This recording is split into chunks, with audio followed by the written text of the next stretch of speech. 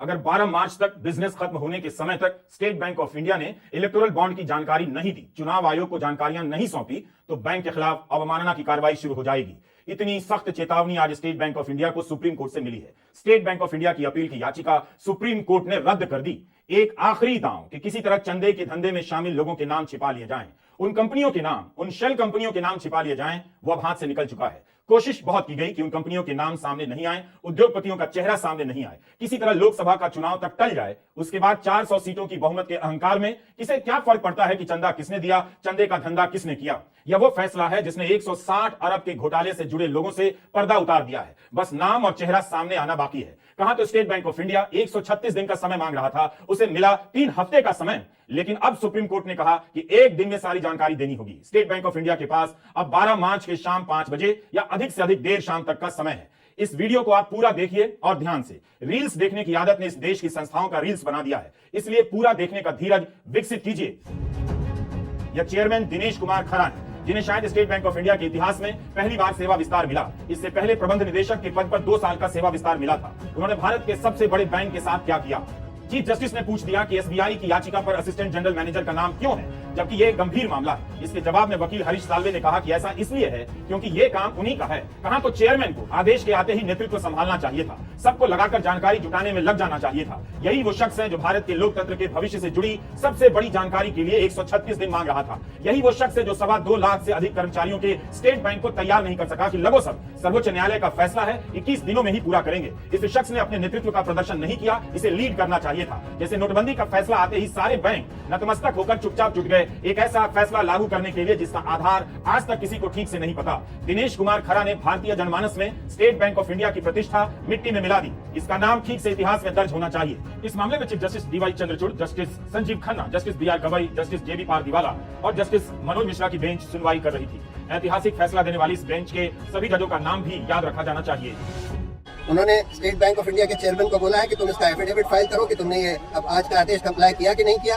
अभी हम contempt action नहीं ले रहे हैं, लेकिन अगर बाद में भी नॉन कंप्लायंस हुआ तो हमको शायद लेना पड़ेगा। तो बहुत अच्छा और बहुत कड़क फैसला जो कि पिछला जो मेन जजमेंट था उसी के तहत आज कोर्ट ने दिया। So this judgment I think will go a long way in providing transparency for the political funding that is being done and the stopping the process of legalizing political corruption, which the BJP government had sought to legalize through these electoral bonds. So our contempt petition has not been considered now. I'm sure it will be considered if the State Bank of India does not comply with the latest order. So overall, this is to the advantage of greater transparency in terms of political funding. अदालत में आज state bank of India अपनी 200 साल की कमाई दांव पर लगाने चला गया। एक दलील नहीं टिकी। आज सुप्रीम कोर्ट में जो भी हुआ, स्टेट बैंक ने जो भी कहा, उसे आप स्कूल टीचर के सामने होमवर्क नहीं लाने वाले छात्र के रूपक से बेहतर समझ सकते हैं। हम अपने इस वीडियो में इस रूपक के सहारे आपको बताएंगे कि आज मास्टर के सामने होमवर्क नहीं करने का एक भी बहाना नहीं चल पाया। बच्चा परेशान था मगर मास्टर समझदार। यह एआई से बनाई गई तस्वीरें हैं, क्लासरूम का सीन है। छात्र होमवर्क लेकर नहीं आया है मगर लाया है 100 बहाने।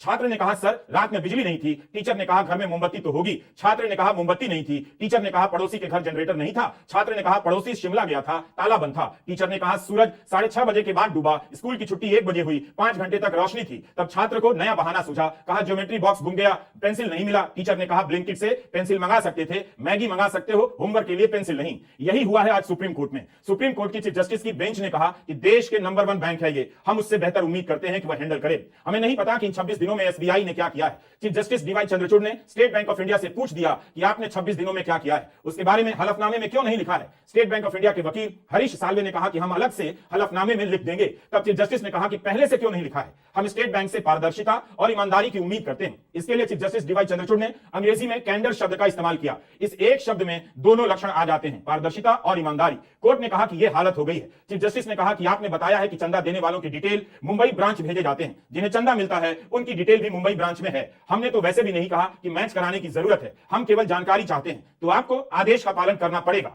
चीफ जस्टिस ने कह दिया कि एसबीआई ने अपने फ्रीक्वेंटली आस्क्ड क्वेश्चन यानी वेबसाइट पर सवालों के जो तुरंत जवाब होते हैं उसमें कहा है कि बॉन्ड की हर खरीद के साथ अलग से केवाईसी होगी। अगर केवाईसी होगी तो आपको मालूम है किसने बॉन्ड खरीदा। मतलब इस तरह से स्टेट बैंक ऑफ इंडिया ने अपनी साख गंवा दी, अपनी नाक कटा ली। भारत के स्कूलों में रोज यही होता है जो आज सुप्रीम कोर्ट में हुआ। झूठ बोलने वाला छात्र हमेशा सीना फुलाए स्कूल आता है। बच्चे का सीना 56 इंच का तो नहीं होता मगर सीना सीना होता है, गाल गाल होता है। एक और रूपक है जिसका इस्तेमाल करना चाहता हूं।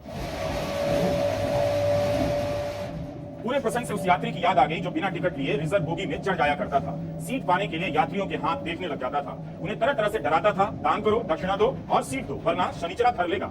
मगर इस बोगी में सीट पर बैठे यात्री खेल समझ चुके थे, टिकट कटाकर बैठे थे, जान गए कि हाथ देखने वाला फर्जी ज्योतिष है।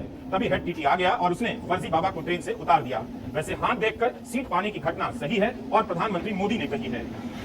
मैं अपना बचपन का एक अनुभव बता, मैं ट्रैवलिंग करता था बहुत, आरक्षण रिजर्वेशन तो कोई सोचता नहीं था, भीड़ बहुत होती थी अनरिजर्व डिब्बे में।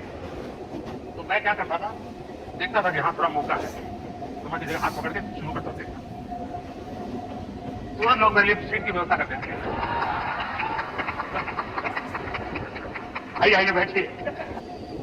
आपको याद दिला दूं कि जब इलेक्टोरल बॉन्ड का फैसला असंवैधानिक घोषित हुआ उस दिन से आज तक प्रधानमंत्री नरेंद्र मोदी ने इस फैसले का स्वागत नहीं किया है। लेकिन 22 जनवरी को अयोध्या में उन्होंने सुप्रीम कोर्ट का धन्यवाद किया। उन्होंने कहा कि सुप्रीम कोर्ट ने न्याय की लाज रख ली। मेरी नजर में यहां लाज का इस्तेमाल आपत्तिजनक है। मगर फिर भी प्रधानमंत्री ने कहा तो उसी तर्ज पर क्या आज सुप्रीम कोर्ट ने अपने फैसले की लाज नहीं रख ली? और जब लाज रख ली तो क्या प्रधानमंत्री कह पाएंगे ये बात कि कोर्ट ने भारत के लोकतंत्र की लाज रख ली?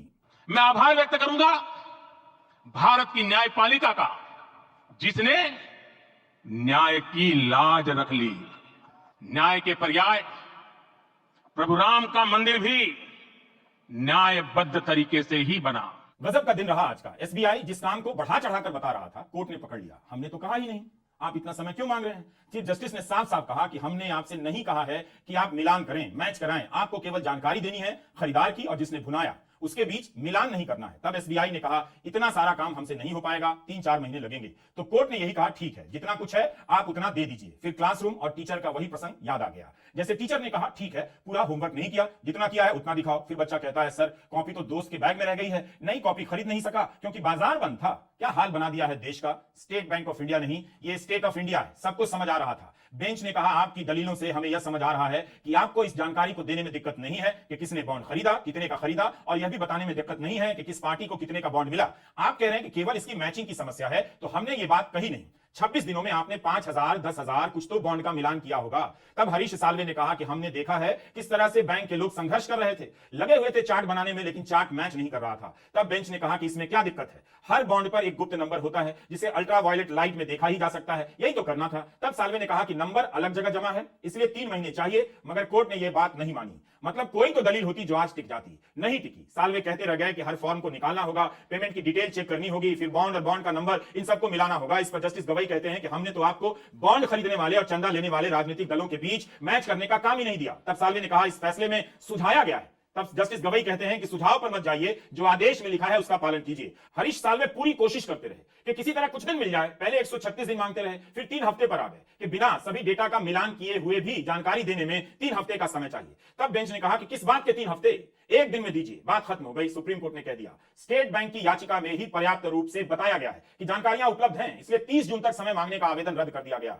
तो जो जानकारी 15 मार्च तक आनी थी वो आएगी। 12 मार्च तक स्टेट बैंक ऑफ इंडिया को सारी जानकारी चुनाव आयोग को हवाले कर देनी होगी और चुनाव आयोग अपनी वेबसाइट पर 15 मार्च तक डाल देगा। 15 मार्च शाम 5 बजे तक भारत के इतिहास का सबसे बड़ा चुनावी घोटाला और उससे जुड़ी हर जानकारी आपके सामने होगी। और अगर बैंक ने यह जानकारी आदेश के मुताबिक नहीं दी तो कोर्ट ने कहा है अवमानना की सजा मिलेगी। यह वो देश है, यही प्रधानमंत्री हैं जो कहते थे स्विस बैंक में काला धन जमा है। एक एक जानकारी सामने आएगी, लोगों के खाते में लाखों रुपए जाएंगे और उन्हीं की नाक के नीचे स्टेट बैंक ऑफ इंडिया चुनावी फंड के काले धन को नहीं बताने के लिए कितना संघर्ष कर रहा था। एक मत है कि जो भी जानकारी आएगी उससे फ्रॉड का पता चलेगा, कंपनियों का भी और हो सकता है कागजी कंपनियों का भी, कि पैसा देने के लिए फर्जी कंपनियां बनाई गई, यह भी सामने आ सकता है। एक मत यह भी है कि जानकारियां बहुत जटिल है, इनका फ्रॉड सामने आने में, मिलान करने में काफी समय लग जाएगा। स्टेट बैंक ऑफ इंडिया जो भी सूचनाएं देगा वो पत्रकारिता के लिए सबसे बड़ी चुनौती होने जा रही है। भारत की सड़ चुकी गोदी मीडिया की पत्रकारिता इस चुनौती को कभी स्वीकार नहीं करेगी।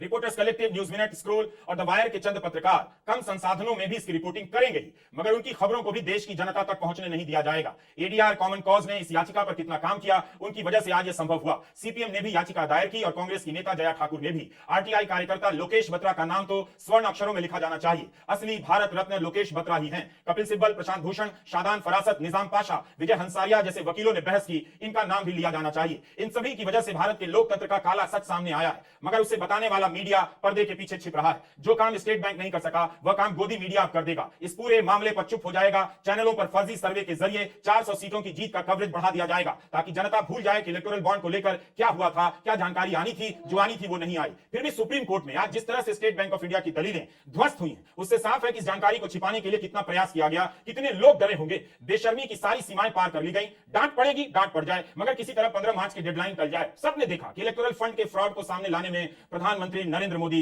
फेल हो गए। चुनाव के समय देवी देवताओं की आराधना वाली उनकी तस्वीरों को सामने रखकर मैं कुछ सवाल पूछना चाहता हूं। प्रधानमंत्री ने इस मामले में शुचिता और पारदर्शिता के प्रति अपनी जवाबदेही और ईमानदारी का प्रदर्शन क्यों नहीं किया? क्या इन देवी देवताओं के सामने आंखें बंद करते ही उन्हें याद आता है कि इलेक्टोरल बॉन्ड का झूठ संविधान के प्रति किया गया पाप है या धर्म के प्रति किया गया अपराध? क्या वे प्रायश्चित कर रहे हैं? देवी देवताओं से ही शक्ति मांगेंगे कि इसका सच बाहर लाने की शक्ति उन्हें मिले, या फिर गोदी मीडिया के उन सैकड़ों संपादकों, उनके मालिकों, पत्रकारों के भीतर अपने पेशे का धर्म जगा दे जो पत्रकारिता का धर्म भूल चुके हैं? प्रधानमंत्री तमाम देवी देवताओं से आग्रह करें कि अगर मैं इस काम में असमर्थ हूं तो इन पत्रकारों को समर्थ बना दे, ताकि वे जानकारी पहले पन्ने पर छापकर देश की जनता को बता दें। कोर्ट के आदेश के बाद सरकार की चुप्पी, स्टेट बैंक ऑफ इंडिया का इधर उधर करना बता रहा है कि कितना कुछ छिपाया जा रहा है। या वो याचिका थी जो सुप्रीम कोर्ट का भी इम्तिहान ले रही थी। कितनी बातें होने लगी कि क्या कोर्ट राहत देगा, क्या चुनाव से पहले चंदे के पीछे का धंधा कभी सामने आएगा। आज सुप्रीम कोर्ट ने उन सारी अटकलों और अफवाहों को खत्म कर दिया। स्टेट बैंक ऑफ इंडिया की अपील को खारिज कर दिया और रिजेक्ट हो गए वे सारे झूठ जिसे ईडी और गोदी मीडिया के दम पर सरकार और स्टेट बैंक ऑफ इंडिया अपने सीने पर लगाकर घूम रहे थे। नमस्कार, मैं रवीश कुमार।